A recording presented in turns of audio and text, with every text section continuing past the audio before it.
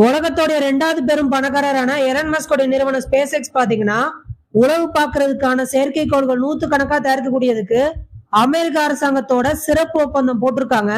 So இதை பத்தின மிக முக்கியமான தகவல் தான் இந்த வீடியோ நாம் பார்க்க போறோம் ஃப்ரெண்ட்ஸ்.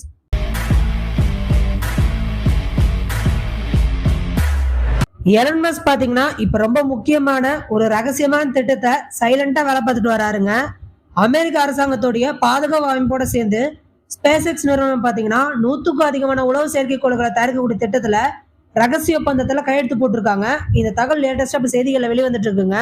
ஸ்பேஸ் எக்ஸ் நிறுவனத்தை பத்தி சொல்லணும்னா அவங்களுடைய ஸ்டார்லிங் சேவைக்காக லியோ செயற்கைக்கோள்களை தயாரிச்சுட்டு வருது. இது நம்ம எல்லாருக்குமே தெரிஞ்ச தகவல் தான்.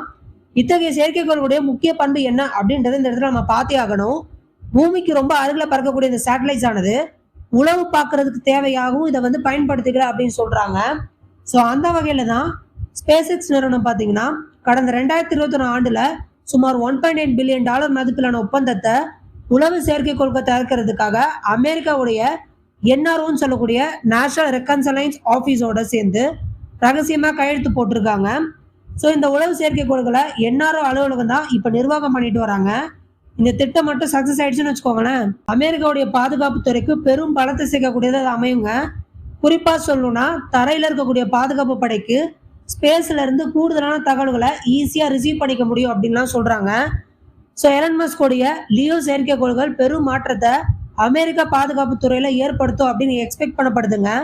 ஸோ அமெரிக்காவுடைய இந்த என்ஆர்ஓ ஆனது உலகம் இதுவரைக்கும் கண்டிராத மிகவும் டேலண்டடான மாறுபட்ட ஒரு எக்ஸ்ட்ராடனரி விண்வெளி அடிப்படையிலான உளவுத்துறை கண்காணிப்பு மற்றும் உளவு அமைப்புகளை உருவாக்கி வருது அப்படின்னு சொல்லி என்ஆர்ஓ செய்தி தொடர்பாளர் ரொம்ப பெருமிதமா இந்த தகவலை வெளியிட்டிருக்காருங்க.